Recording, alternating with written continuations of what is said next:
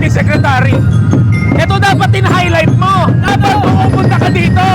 Nakikipiesta ka para masaya. Hindi yung puro mukha mo.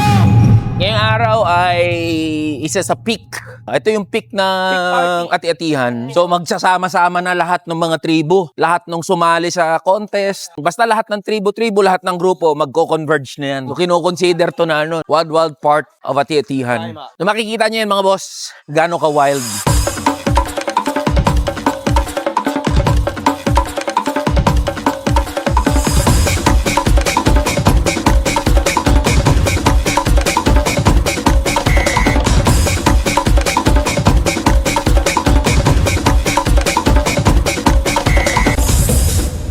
Kung nabibigyan lang ng sapat na suporta o dagdag na suporta mula sa national government, mas malaki pang igaganda nito. Ang problema, yung DOT secretary natin na si Cristina Frasco, walang ibang ginawa kundi ipagyabang yung mukha niya. Sa halip na i-promote yung mga tourism sites, yung mga ano ang pwedeng makita sa iba't ibang lugar, yung mukha niya, yung pinopromote. Kaya kay Cristina Frasco, sana tigil-tigilan mo na. Hindi naman ikaw yung pinupuntahan ng mga turista may narinig ka na ba pumuntang foreigner dahil nakita yung mukha mo? Hindi naman, di ba? Pupunta sa Pilipinas yung mga turista dahil alam nila maganda yung nature, maganda yung beach, maganda yung mga probinsya, masaya yung mga piyesta. Hindi naman dahil nandun yung mukha mo. Sa katunayan, naapektuhan yung turismo dahil sa pagpapa-epal mo. Dat gumanda pa to, gaganda to pag tinigilan ni Frasco yung pagpapa-epal niya.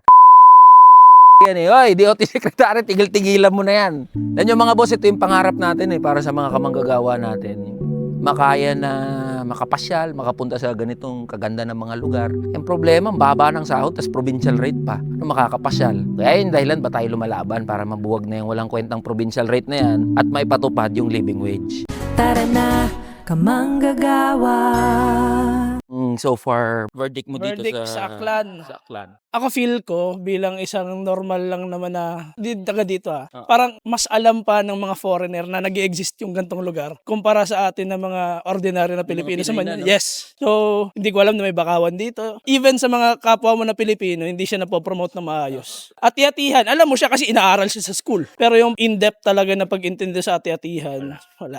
Kailangan pa ng Aklan ng mas mataas na budget para sa turismo. Ikaw, anong verdict mo? Kulang talaga sa promotion itong lugar. Ang alam na lang natin yung ati-atihan Pero sayang yung mga gantong lugar na mapuntahan ng mga kapwa natin kasi parang hidden gem siya Tapos hindi lang na-develop ng maayos, na pro-promote kasi talaga ng sekretary natin sa turismo. Imbes na ito ang i-feature niya, yung mukha niya pa.